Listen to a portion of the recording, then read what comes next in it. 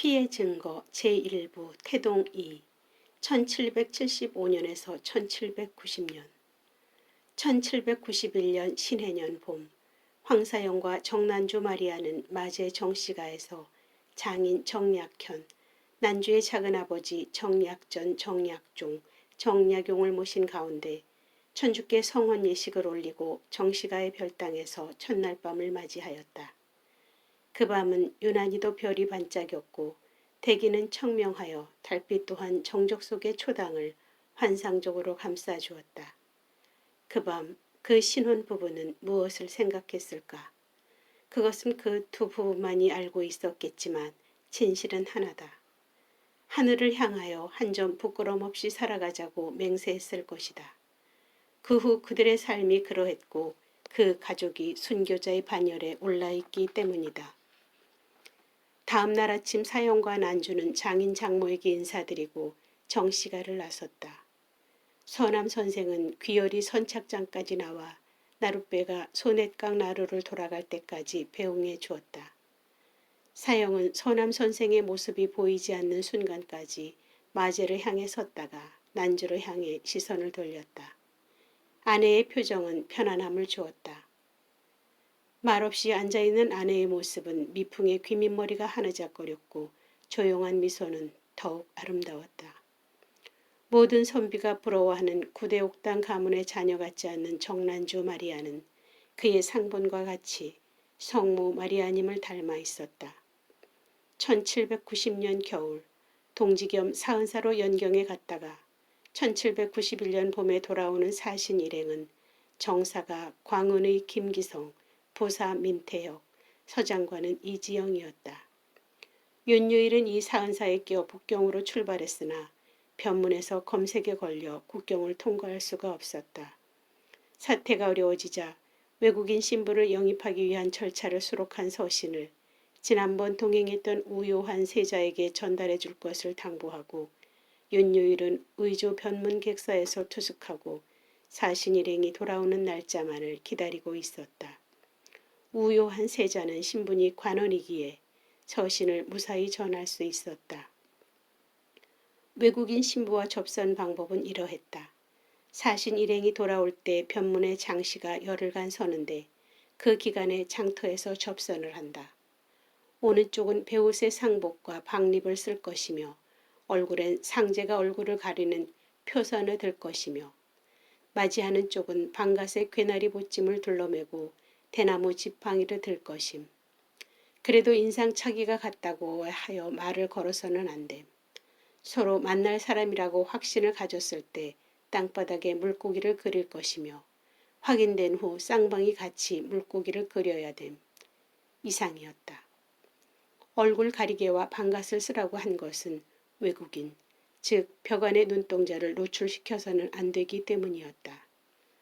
우요한 세자의 편지를 받아든 구베아 주교는 미리 내정해 두었던 선교사 요한 레메디오스 신부를 이 신부로 변성명하고 상복과 포선, 박립을 씌워 변장한 후 동지 회환사 김기성 일행의 띠를 따라 출발시켰다.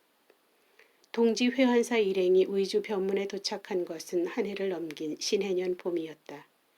북경을 출발하여 20일 만에 의주 변문에 도착했다. 이는 예년에 비해 극히 빠른 행군이었다. 북경 심양까지가 20여일을 잡는 여정을 변문까지 20일에 도착했다면 이 행렬은 거의 말을 달려 도착한 폭이 된다. 하여간 그렇게 기다리던 회한사 일행이 도착하자 윤유일은 장씨가 서는 장터에 방갓을 쓰고 괴나리 보찜을 메고 대나무 지팡이를 들고 장터를 서성거렸다. 하루가 지났다. 박립에 포선을 든 약속된 선교사는 보이지 않았다. 우요한 세자를 만나보려 했으나 그도 보이지 않았다. 그는 귀국하는 일행과 먼저 국경을 넘은 모양이다.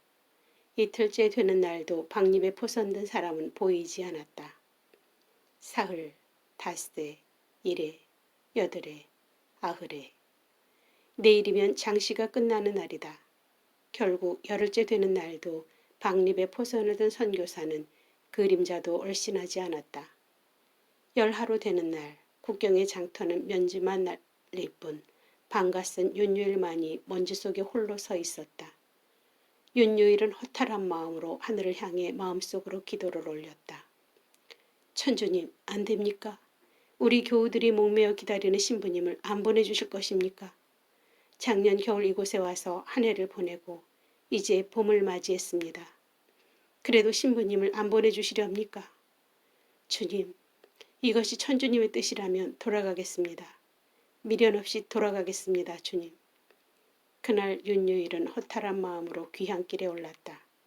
그러나 그 다음날 박립에 포선을 든 훤칠 않게 상복 입은 사람이 윤유일이 배회하던 그 자리에 서서 허망한 마음으로 하늘을 우러러 보고 섰기도 하고 몇 번을 혼자서 배회하고 있었다. 그는 앉아서 아무도 없는 땅바닥에 물고기를 그려보지만 국경의 작품은 물고기 자욱을 메워버려 흔적도 보이지 않았다. 그런데 그 땅바닥에 검은 그림자가 다가선다. 이 신부는 갑자기 기대를 갖고 고개를 들어본다. 그러나 그는 중국에서 같이 길을 떠났던 길잡이였다. 길잡이의 사나이는 누빈 중국 옷에 팔짱을 끼고 고개를 설레설레 흔들었다. 이제 포선으로 얼굴을 가릴 필요조차 없어진 이 신부는 포선을 힘없이 내렸다. 그 드러난 얼굴은 요한도스 레메디오스 신부이다. 그는 본래 마카오 교구 소속인데 4년 전 북경으로 와 사제 서품을 받고 구베아 주교로부터 조선 파견 선교사로 임명을 받은 후 본래 중국 성씨로 오시성을 갖고 있었으나 조선에 입국하기 위하여 이 신부로 변성을 하고 이곳에 온 것이었다. 포선 속에 드러난 눈동자, 벽 안에 푸른 눈동자, 그것 때문이었는가. 사신 일행보다 10여일이 늦은 이때 여기 우두커니 앉아있는 이 신부는 어디를 보나 영락없는 서양인이었다. 만약 입국한다 해도 윤유일이 무사히 한양까지 인도하였을까. 그의 용모로 보아서는 변장을 아무리 잘 시킨다 해도 관원의 눈을 피하지 못했으리라. 결국 천주께서는 조선의 최초의 사도로 이 서양 신부를 선택하지 않았나 보다. 이렇게 신부를 맞이하지 못하고 돌아오는 윤유일의 발걸음은 한없이 지쳐 있었다.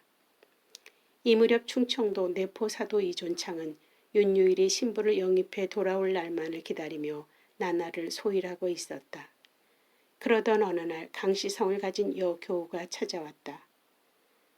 그는 내포 양반가에 태어나 10대의 불교의 뜻을 두었다가 얼마 가지 않아 포기하고 덕산에 살고 있는 홍지영이란 선비의 후처로 시집가 살던 중 내포 사도 이존창을 찾아와 천주교에 관한 책자와 교리서를 탐독하고 열심한 신자가 된 교우로 강완숙이었다. 오늘 이렇게 찾아온 것은 그간 단원 선생님의 말씀을 듣고 천주교인이 되었으나 영세를 받지 않은 교인이 어찌 참다운 교인이라 하겠습니까? 그래 영세를 받기 위해 이렇게 찾아왔습니다. 이에 이존창은 대답하였다. 참으로 좋은 결단이요. 좋은 생각입니다. 그러나 얼마 전까지만 해도 가성직제에 힘입어 여러 교우들에게 영세를 주었으나 북경 천두당에서 온 서한에 의하면 정식 신부가 아닌 사람이 신자에게 영세를 주는 것은 금하고 있으니 지금은 영세를 줄 수가 없습니다. 그러나 금명간 우리 조선교구에도 외국인 신부님을 영입할 예정이니 영세를 받고자 하는 생각을 그때까지 미루시고 계속 성교회를 위하여 열심히 기도하며 기다려주시기를 바랍니다. 강완숙. 그는 전처의 아들 홍필주 그리고 시어머니, 친정어머니까지 천주교에 입교시킨 열렬한 신자였다. 그러나 그의 남편 홍지영만은 입교를 시키지 못하였는데 남편은 천주학의 뜻은 가지고 있었으나 입신 출세의 뜻이 있어 세인들의 눈치를 보느라 선뜻 입교하지 못하는 상황에 놓여 있는 선비였다. 강완숙은 남편을 천주교에 입교시킬 수 있는 방법에 대하여 단원 이존창과 협의해 보았으나 좀 더 시기를 두고 보자고 하여 신부 영입의 기대를 갖고 돌아갔고 호남의 유한검 사도로부터 편지가 왔다. 윤유일이 전주에 와 있으니 일간 전주로 내려와 회동하자는 내용이었다. 이존창은 그 길로 전주를 향해 떠났다. 전주에 도착하니 유관검이 반갑게 맞이하며 안사랑으로 단원을 안내했다. 거기에는 윤지충, 이우집, 권상현, 이 단원을 기다리고 있었고 윤유일은 단원을 보자 송구스럽게 일어나 허리를 굽히며 말하였다. 뵐 면목이 없습니다. 무슨 말씀? 자초지종이나 들어봅시다.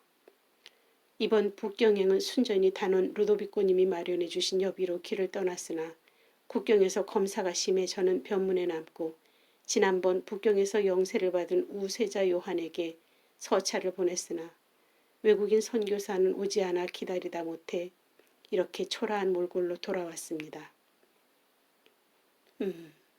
이것은 기필코 천주님의 뜻이라 생각되오. 또 기회를 마련하여 보도록 합시다. 윤유일은 이존창의 말 한마디에 지금까지 우울했던 체중이 뻥 뚫리는 것 같았다. 이존창은 지난번 한양 입정동 회합에서 있었던 구배와 주교의 통문 내용과 가성직제 중단의 이야기, 주상제사의 금함을 서로 토로하고 그 밤 전주에서 유하고 다음날 예산 내포로 떠났다. 이야기는 그해 가을로 접어든다. 조정에는 전라도 진산에 사문난적이 났다는 소문이 퍼지더니 벽파인 승정원 주소 홍나간이 사문난적을 탄핵하는 상소를 올리기에 이른다. 그 사건인즉 전라도 진산의 윤지충이라는 사대부의 자제가 조상제사는 미신이라 하여 모친상을 당했는데도 정성을 다해 장사를 치르었지만 조상 대대로 내려오는 조상의 위패를 불살라 땅에 묻었다는 것이다. 그런데 더욱 충격적인 것은 그의 외사촌 권상현이라는 자도 조상의 위패를 모두 꺼내 불살라 땅에 묻었다는 사건이었다. 이에 정순왕후 일파의 벽파인 홍나가는 1791년 9월 27일자로 진산군수 신사원에게 서찰을 보냈는데 그 내용인즉 다음과 같았다. 귀하께서 다스리는 경내의 윤지충, 권상현 양가의 일을 들으니 중략. 신주를 땅에 묻고 상제를 전몰한 별난이 지극히 참담한 바, 지극히 독한 해독의 흐름이 임금을 죽인 시역의 흉측함보다 100배 만배나 더합니다. 중략. 그리고 삼하는 예의 나라이온데 그 땅이 오랑캐 짐승의 땅으로 되는 것을 앉아만 보고 있겠습니까? 윤지층 의의 양근 동지에서도 신주를 땅에 묻고 제사를 패한 변이 종종 나온다 하옵니다. 이상과 같은 승정원 주소 홍나간의 서찰을 받은 신사원은 윤지충과 권상현을 잡아들이라 명하였다. 포도청 군교와 포졸들이 윤지충의 집을 급습하였으나 이미 피신한 후였고 군교는 그의 삼촌을 볼모로 잡아들였다. 진산 군수에게 서찰을 낸 홍나간은 다음날 9월 29일 당시 정권을 쥐고 있던 좌의정 최재공에게 장서를 보내 윤지충 권상현을 고발하고 권철신 이윤하도 부모의 신주를 땅에 묻고 아버지와 조부의 제사도 패한 자라고 고발하였다. 또 같은 날 진사 성영우 등 20여 명은 연명으로 태학의 통문을 보냈고 진사 최조는 이후 성영우, 최정중 등과 연명으로 다시 아는 벗들에게 통문을 보내고 또 10월 1일에는 진사 목인규가 최조, 성영우, 강이원, 최정중, 강준음 등과 함께 유림들에게 통문을 보내 천주교를 이단으로 배척 이들을 성토하고 권일신을 교주로 고발하였다. 그 통문 내용을 볼 것 같으면 이러하다. 교주로 자처하며 법을 두려워하지 않고 세상의 지목을 피하지 않으며 괴히 여기지 않고 오히려 영광스럽게 여기는 자가 스스로 있으니 그 사람은 곧 권일신 이 사람이다. 이처럼 사감과 당심의 원한으로 공소파의 맹장이 된 홍나간이 그 동료 하수인들을 교합하여 곳곳에 통문을 보내고 윤지충, 권상현이 신주를 불태우고 제사를 지내지 않은 일을 알림으로써 조야가 들끓게 되었고 마침내 1791년 10월 16일에는 대사관 구익과 정원 박윤수가 정조대왕에게 함계를 올리고 10월 20일에는 좌의정 최재공이 이 일을 임금께 아뢰기에 이르렀다.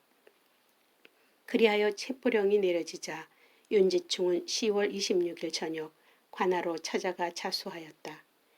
이에 진산군수 신사원은 10월 2일자로 홍나간에게 서찰을 보냈는데 그 내용을 보면 먼저 윤지충 권상현이 수백 년 내려오는 양반의 집안이기 때문에 경솔히 손을 댈 수 없다는 점과 그를 사형까지는 시키지 않으려는 뜻과 이론적으로는 법으로 다스리기보다는 유교와 천주교를 비교해 그 잘못된 부분은 학문적으로 변석, 격파해야 한다고 서술하였다. 신사원은 사학이라고 일방적으로 몰아붙이던 당시의 사회풍조 속에서 학문적 양심을 지닌 관원이라고 생각된다. 10월 20일 진산 관라에 자수한 윤지충 권상현은 그날 저녁 신사원의 신문을 받았다. 제기의 예는 돌아간 재상의 근본에 답하는 예일진데 어찌하여 신주를 불살르고 제기를 폐하여 양지없는 짓을 행했느냐. 윤지충은 그 물음에 답하였다. 천주를 대부모로 받드는 이상 천주의 명을 준행하지 않는다면 결코 흠승의 도리가 아닙니다. 사대부가의 신주는 천주교에서 금하는 바이므로 차라리 사대부에게 죄를 지을지언정 천주께 죄를 얻기 원치 않습니다. 그래서 신주를 불살르고 신주에 술과 음식을 드리는 것도 역시 천주교에서 금하는 바입니다. 서민이 신주를 세우지 않으면 국법에서 엄금하지 않으며 가난한 선비가 제사를 지내지 못하여도 예에서 엄히 규제하지 않습니다. 따라서 신주를 세우지 않고 제사를 지내지 않는 것은 다만 천주교를 봉행하기 위해서였습니다. 권상현도 신문에 답하였다. 나는 지충과 내외종관입니다. 그에게서 천주실이 칠극을 빌려보고 제사를 폐하기에 이르렀습니다. 그러나 조상을 폐한 것이 아니라 다만 천주교 교리를 따랐을 뿐입니다. 그리고 3일 후 그들은 10월 29일 전라 가명에 있는 전주로 압송되었다. 천주 감사의 공초에서도 윤지충은 조금도 굴하지 않았다. 천주 10개의 사조에 부모를 공경하라고 쓰여 있습니다. 만일 신주의 부모가 들어가 계신다면야 신주를 공경하겠으나 신주들은 나무로 만든 것이고 그것들은 저와는 살이나 피나 목숨으로 아무 관계가 없습니다. 제 부친이나 조부의 혼이 한번 이 세상을 떠난 이상 어떤 물질에도 깃들어 있지 않는 이치와 같이 천주교의 계율을 따랐을 뿐입니다. 또한 사람이 아무리 자기 부모에게 효성이 지극하다 할지라도 주무시는 동안에는 음식을 드리지 않습니다. 하물며 영면하는 그분들에게 갖은 음식을 드리는 것은 헛된 일입니다. 그 후 1791년 11월 13일 단도대에 머리를 들이운 윤지충에게 마지막 할 말은 없는가 하는 나장의 무릎에 윤지충은 결혈한 어조로 거듭 말씀드리거니와 저는 천주교를 신봉함으로 양반 칭호를 박탈당한다 하더라도 죄를 짓기를 원치 않습니다. 저의 낮은 생각으로는 신주를 모시지 않고 망인에게 음식을 봉헌하지 않는 것은 천주교를 충실히 신봉함에서이지 결코 국법을 어기는 것이 아니라 생각합니다. 그날 오후 3시 윤지충과 권상현의 목에 칼이 떨어졌다. 윤지충은 33살, 권상현은 41살이었다. 그리고 그의 머리는 전주 풍남문에 보름간이나 효수되었다. 이는 천주교를 믿는 자들은 이렇게 군문 효수된다는 것을 알려 경고하려는 것이었다. 이 진산 사건으로 천주학을 학문에서 신앙으로 신봉하던 많은 사대부들은 침묵하기 시작했다. 이 무렵 사형의 어머니 이율혜는 며느리를 위해 몸종으로 강화에 사는 갓난이라는 소녀를 데리고 올라와 가문의 종으로 삼았다. 갓난이는 천의 고아였다. 그러나 세상 물정은 몰라도 생각은 그대게 주인 마님 생각에 꼭 들게 바지런하고 눈치가 밝았다. 갓난이가 들어온 지 몇 달 후 그동안 교회 일이 궁금하여 사형은 아내가 지어준 두루마기를 입고 마제 서남 선생을 만나 뵙기 위해 누들에서 배를 타고 광나루로 향했다. 황사형은 결혼 후 수염을 조금씩 길러 이제는 제법 수려해 보이기까지 하였다. 두미 옆 나루에 내린 사형은 두오정사로 향해 곧장 길을 향했다. 먼저 안채에 들려 장인께 인사를 드리고 서남 선생을 찾았으나 보이지 않고 장인께서 둘째 삼촌은 분원 본가에 계시다고 하여 사형은 마현에서 마제강을 건너 분원 선착장에 내렸다. 분원은 옛부터 나라의 그릇을 굽던 곳으로 마제강 남단에 위치한 아름다운 향리였다. 서남댁은 초가로 이영을 얹은 대문 안에 기역자형의 개화집이었다. 백내는 아무 기척이 없었고 안채 건넌방 쪽에 서남 선생의 각신이 놓여 있었다. 선생님 계십니까? 누구요? 저 황사영이옵니다. 황공 어서 드시게. 사영이 건넌방 문을 열고 들어서니 서남 선생은 머리에 띠를 두르고 누워 계시다 기동하며 오래간만이구먼. 예. 사영은 앉으며 몸이 많이 편찮으신 것 같습니다. 좀 그래. 댁내 다 무고하시고? 예. 그런데 어디가 편찮으시기에? 글쎄 마음의 병인 게지. 네. 그래 명년인 잘 지내고? 그저 해주는 것도 없는데 항시 기쁨을 잃지 않고 어머님의 사랑을 받으며 잘 지내고 있습니다. 다행이구먼. 아참 어머님이 이승훈 공과 친척이 되신다던데. 예, 구촌간이라 들었습니다. 명문의 가문에서 태어나셨구먼. 잠시 침묵이 흘렀다. 수염을 길렀군. 예, 어머님이 기르라 하시기에. 장가가기 전보다 한결 성숙해 보이는구먼. 그런데 요즘은 미사첨례가 없는 모양이옵니다. 또 침묵이 흘렀다. 사영은 무슨 말씀이 있으실까 기대하였으나 묵묵부담 깊은 한숨을 쉴 뿐 서남은 아무 말이 없었다. 모두 잡혀가고 집안의 외사촌 되는 윤지충은 그의 외사촌 권상현과 전주에서 참수당했다네. 아니 무슨 연고로? 삼은 난적이 났다는 게지. 조상의 위패를 땅에 묻고 조상 제사를 폐했다는 죄목이지. 이 북경 탕사선 주교의 통문대로 기어이 해내셨군요. 난세야. 그리고 잡혀가신 분은 누구십니까? 권일신과 내포 사도 이존창, 최필공, 최인길, 최인철, 정인혁, 손경훈, 최필재 형제들이지. 권일신 형제만 유배당하고 나머지 분들은 풀려난 모양이야. 예, 그래도 천만다행입니다. 그러나 그 풀려나온 것이 문제야. 그건 어째서입니까? 배교를 했거든. 예? 구배와 탕사선 주교님의 통문을 부정하고 조상제사를 버리지 않겠다는 서약을 하고 풀려나왔단 말일세. 그럼 권일신님만 뜻을 굽히지 않으셨군요. 지난 11월 5일날 체포되셨지. 형조에서 전후 7번이나 신문을 받고 감사되어 제주도에 위리안치하라는 명을 받고 제주도에 귀환가 계신 모양이야. 사영은 창백한 얼굴이 되었다. 오, 이럴 수가. 그 후 이승훈, 정약전, 정약용, 이가환, 홍낙민, 유한검 등 서학의 양반 계급의 지도자들은 침묵 속에 잠적하게 되고 정약종도 심신이 쇠잔해서 조선 천주교는 암흑 속으로 침몰해가고 있었다.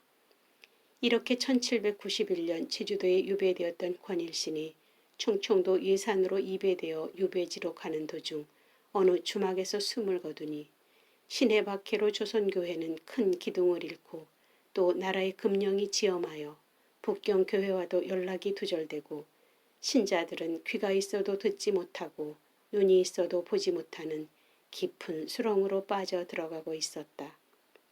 그즈음 조선교회는 서서히 새로운 전기를 마련하고 있었다.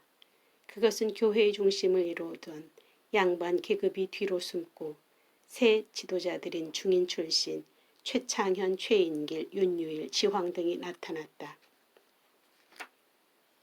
1793년 황사영의 나이 20세가 되던 해에 조정에서는 황사영에게 복시에 응하라는 통첩을 보내온다. 그러나 사영은 복시보다는 쓰러지는 조선교회를 어떻게 하면 바로 세울 수 있을까 하는 생각으로 골몰하던 중 어느 날 아침 아내와 어머니에게 조반을 하며 진로를 물어보았다. 임자, 이 나라의 부름을 어찌하면 좋겠소? 글쎄요, 서방님 뜻대로 하시지요. 내 생각은 삼촌과 교리 연구를 했으면 하는데 이때 어머니 이소사는 정색을 하며 아니다. 너는 나라님의 어무까지 받은 몸이니 복시에 응시하여 이 나라의 초석이 되어야 할 것이야.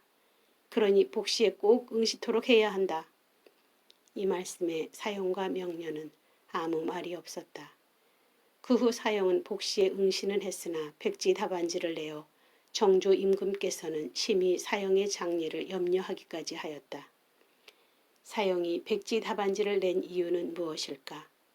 여기에서 조선조의 지난 역사를 반추해보면 그로부터 157년 전 1636년 인조 14년 병자호란에 후금의 누르하치 아들 청태종이 명나라를 치기 위해 우리나라의 군량과 병선을 강요하였으나 척화파의 반대로 이를 거절하자 후금의 용골대와 마태부를 보내어 여러 패륵, 즉 만주, 몽고의 부족장들이 청태종에게 올린 존호를 보이면서 조선 정부도 이같이 할 것을 요구하였다. 그러나 척화론의 주장에 따라 인조는 청나라 사신을 인견하지도 않고 국서도 받지 않았다. 물론 주정에는 최명길 같은 주화론자가 없는 것은 아니었다. 그러나 대세는 척화 선전의 기운으로 기울어졌으며 주정에서는 팔도에 선전 교서를 내려 방비를 굳게 하고 저그를 보였다. 동년 4월 황제의 칭호와 더불어 국호를 청이라 고친 태종은 조선의 이러한 도전적 태도에 대하여 조선 원정군을 조직하여 침략 준비를 서둘렀다. 만주, 몽고, 한인으로 조직된 10만 대군을 앞세워 청태종은 12월 2일 심양을 출발하여 12월 9일에는 압록강을 건너 침입해왔다. 이때 의주 부윤 임경업은 백마산성을 굳게 방비하고 있었으나 적은 이 길을 피하여 서울로 직행하여 출발한 지 10여일 만에 서울 근교에 육박하였다. 주정에서는 바로 그 전날에서야 비로소 청군 내습의 보고를 접하고 급히 회의를 한 후 주화론자인 이조판서 최명기를 적진에 보내어 시간을 얻었다. 한편 두 왕자 복림대군과 임평대군을 비롯한 비빈종실과 남녀 귀족들을 우선 강화로 피난가게 하고 세자백관을 친히 거느리고 뒤를 따르려 했으나 이때는 이미 길이 막혔기 때문에 길을 변경하여 소현 세자와 정신을 동반하고 부득이 남한산성으로 피하였다. 남한산성에서 인조는 급사를 명나라에 보내어 원군을 청하고 또 경문을 팔도에 발하였다. 그러나 16일에는 이미 청군이 남한산성을 포위하였고 이듬해 정월에는 청태종이 도착하여 북한강 안에 진을 치고 전국을 지휘하고 있었다. 산성은 완전히 고립 상태에 빠지고 성내 군세는 1만 2천 명 식량, 1만 4천여 섬으로 50여일간의 보급이 가능할 뿐이었다. 포위된 지 40여일 만에 식량 결핍과 추위로 말미암아 성내의 장병은 거의 기력을 잃고 원군은 도중에서 모두 청군에게 격파당하였다. 이에 성중에서는 화, 전, 양론의 대결이 거듭되더니 척화파 김상원 등의 주장이 꺾이고 주화파 최명길의 주장이 채택되었다. 마침내 성문을 열고 항복하여 정월 10일 이후 최명길 등이 누차 청군과 화평교섭을 진행하였는데 청태종의 요구는 조선왕이 친히 성문 밖에 나와 항복하고 양국의 관계를 악화시킨 주모자 두세 사람을 인도하면 화의에 응하겠다는 것이었다. 왕은 이를 주저하였으나 강화 함락의 소식이 접하자 부득이 정월 30일 성문을 열고 왕세자와 함께 삼전도에 설치된 수향단 아래에서 청해장군 용골대와 마태부가 타가온 100마리의 목을 베어 바가지의 말의 피를 받아 임금에게 마시게 하고 3번 절하고 땅에 9번 이마를 찍는 309도구의 항복을 드리니 근세사상 처음 보는 치욕을 겪게 되었다. 이 결과 조선과 청나라 사이에 화약이 체결되었으나 그 화약의 조문은 11조문이나 되었다. 1. 조선은 청나라에 대하여 신화의 이해를 행할 것. 2. 조선은 명나라의 연호를 폐지하고 교통도 끊고 명에서 받는 고명, 책인을 헌납할 것. 3. 조선은 왕의 장자와 제의자 그리고 대신들의 자녀들을 인질로 보낼 것. 4. 청국이 명을 정벌할 때에는 기일을 어기지 말고 원군을 파견할 것.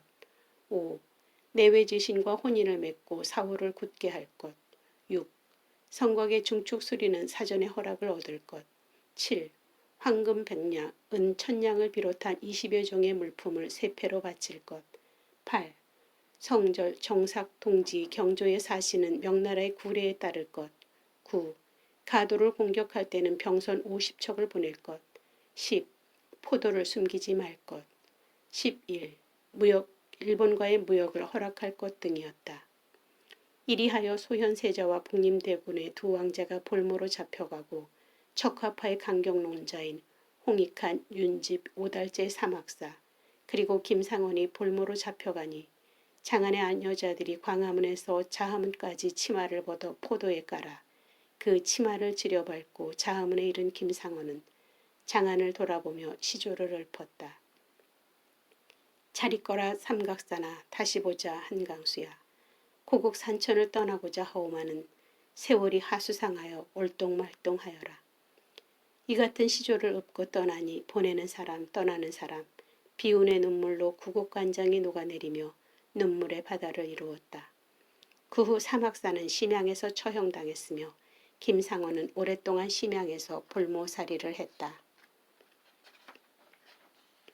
심양에서 볼모살이를 하던 소현세자는 청나라 정부가 조선 관계를 원활히 하기 위하여 심양 관소를 만들고 조선에 대한 모든 연락이나 요구는 심관을 상대로 교섭하였고 소현세자는 대사격으로 모든 문제에 대한 조정 재량권을 부여했었다.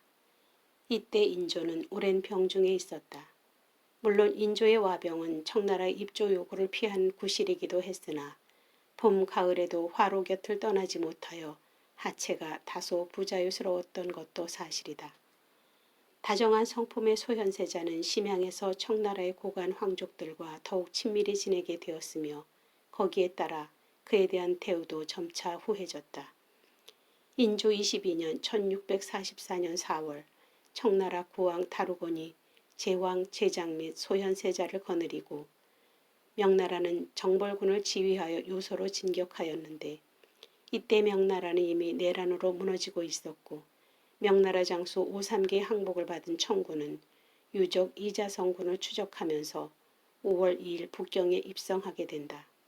그러나 식량난으로 20여일 만에 심양에 돌아온 소현세자는 그해 9월 청나라 황제를 따라 재차 북경에 들어가 약 70일 동안을 머무른다. 소현세자는 북경에서 자유롭게 행동하였다. 그는 역법에 깊은 관심이 있어 가끔 유럽인이 주관하는 천문대도 찾아가 보고 당시 북경에 와 있던 아담샬 신부와도 교분을 가졌다. 우수한 선교사이며 과학자인 아담샬 신부는 친절을 다하여 서양 역법에 대하여 그를 도왔다. 그리고 그가 고심하여 한역한 천문 역산서와 여지구, 예수 십자구상까지 선사하였다. 이와 같은 신기한 서양 문물을 받은 소현세자는 다음과 같은 서한을 아담샬 신부에게 보낸다. 귀하가 주신 천주상과 여지구와 과학에 관한 서적은 얼마나 반갑고 고마운지 모르며 곧 그중 몇 권의 책을 읽어보았는데 그 속에서 정신수양과 덕행을 실천하는 데 적합한 최상의 교리를 발견하였습니다. 천문학에 관한 책은 귀국하면 곧 간행하여 학자들에게 널리 알리고자 합니다. 그것들은 조선이 서구 과학을 완전히 습득하는 데 도움이 될 것입니다. 서로 멀리 떨어진 나라에서 태어난 우리들이 이국 땅에서 상봉하여 형제와 같이 서로 사랑해 왔으니 하늘이 아마 우리를 이끌어 준 것 같습니다. 소현세자는 이와 같은 놀라운 이해와 관심을 아담샬 신부에게 표명하였다. 한국 인물사에 천주상은 조선에서 전혀 아는 바 없어 뜻하지 않는 모독이 있을지 몰라 돌려보냈다고 하나 소현세자는 서양인 사제까지 데리고 귀국하겠다는 뜻을 표명한 것으로 봐서 예수 십자구상도 가지고 귀국하였다. 그것은 귀국 후의 상황에서 잘 나타나 있다. 또한 서양 신부는 북경의 볼모로 잡혀온 대신들의 만류로 데리고 올 수 없었겠으나 천주상인 십자구상만은 가지고 귀국하였다. 이와 같이 서구의 선교사와 친교를 맺고 서구 과학에 비상한 이해를 보이는 가운데 청나라는 이제 중원을 제패하고 명나라는 재기의 힘을 잃은 이상 청나라로서는 조선의 양단을 경계하여 세자를 볼모로 둘 필요가 없어졌다. 그리하여 소현세자는 그해 11월 북경을 떠나 9년 동안의 이역 생활을 끝내고 귀환하게 되었다. 그러나 이 희소식이 인조에게는 의구심을 불러일으켰다. 청의 세자 소환 조치가 다른 조건 없는 순전한 호의인지를 군신에게 제3, 제4 다짐하고 있었다. 인조가 의구심을 갖는 것은 별정이란 세자에 대한 전이나 혹은 소현세자 대신으로 입조할 것을 강요당하지는 않나 하는 것이었다. 소현세자를 맞이하는 인조의 태도는 의례적으로 냉담하였다. 귀국한 소현세자는 부왕 앞에 엎드려 그간 북경에서의 생활과 복림대군과 김상원 대감의 아내들을 보고하고 아담샬 폰벨 신부의 선물, 예수고상 십자가와 서교 정문, 여지구, 자명종 등 서구의 물건들을 내놓았다. 부왕은 가만히 세자의 물고를 뚫어지게 바라볼 뿐이었다. 조선의 왕세자가 청구곳에 편발까지 하고 유교를 신봉하는 조선에 오랑캐의 편발과 서양의 요사스러운 학문의 책자와 그 고상 등을 내놓는 것은 인조의 심중에 커다란 충격이 아닐 수 없었다. 인조는 아무 말 없이 십자가를 집어들어 소연의 편발한 머리를 향해 내리치고 사뭇 난적이 되어 돌아온 왕세자에게 등을 돌렸다. 이에 대해 전해 내려오는 이야기로는 소연이 청국 황제가 쓰던 벼룻돌을 가져왔다고 했고 인조는 벼룻돌을 들어 소연의 머리를 쳤다고 전해지고 있다. 십자가와 편발과 서교 정도는 홍문관 정락에 의해 각색될 수밖에 없었겠으나 사실은 조선조 최초의 천주교에 대한 박해는 소현 세자로부터 시작되었다 해도 과언은 아니다. 환국 이래 뜻하지 않는 부왕의 격조에 상심한 탓인지 소현 세자는 환국 2달 만에 병석에 눕게 되고 오한과 반열로 고통을 받던 중 발병한 지 불과 3일 만에 창경궁에서 33세의 젊은 나이로 급서하고 만다. 이 돌연한 급서는 상하에 큰 충격을 주었다. 이 급서의 의문은 연일 침을 놓던 의관 이형익에게 의심이 간다. 이형익은 3개월 전에 의관으로 특서된 자로서 인조의 총비이며 소현 세자의 강빈과 틈이 벌어진 조소영의 오가에 치병차 출입하던 것이 인연이 되어 의관으로 특서됐던 자이다. 그가 세자 흉거에 직접적인 관련을 가진 의관으로 지목되었다. 더욱 의심이 가는 것은 국왕이나 세자가 흉거하였을 때 시위들은 일단 책임을 지고 형식적 처벌을 받는 것이 상례인데 인조는 작년에 세자가 급서한 사안에 대하여 아무 관심조차 없듯이 거국적인 공의를 물리치고 이형익을 비호하는 한편 대신들의 반대를 무릅쓰고 3일 만에 입관시켰으며 입관 시에 입회하는 인원도 관계를 어기고 이를 제한하였다. 소현세자는 과연 학질로 급서했던 것인가? 인조실록에는 소현세자의 죽음에 대하여 다음과 같이 기록되어 있다. 세자의 시신은 진흙으로 변해 있었으며 칠혈에서 출혈하고 있어 마치 독약에 중독된 사람 같았다.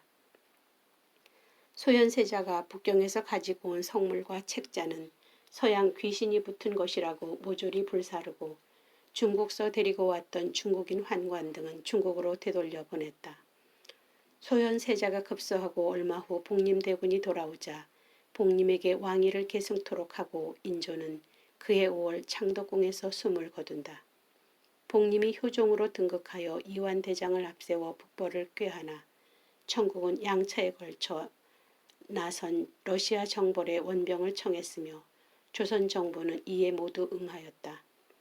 매년 사절을 북경에 파견하고 곡물과 금은을 바치다 보니 나라 살림은 피폐해지고 효종도 재위 10년을 넘기지 못하고 등창이 나서 1659년 5월 40세의 일기로 임종한다.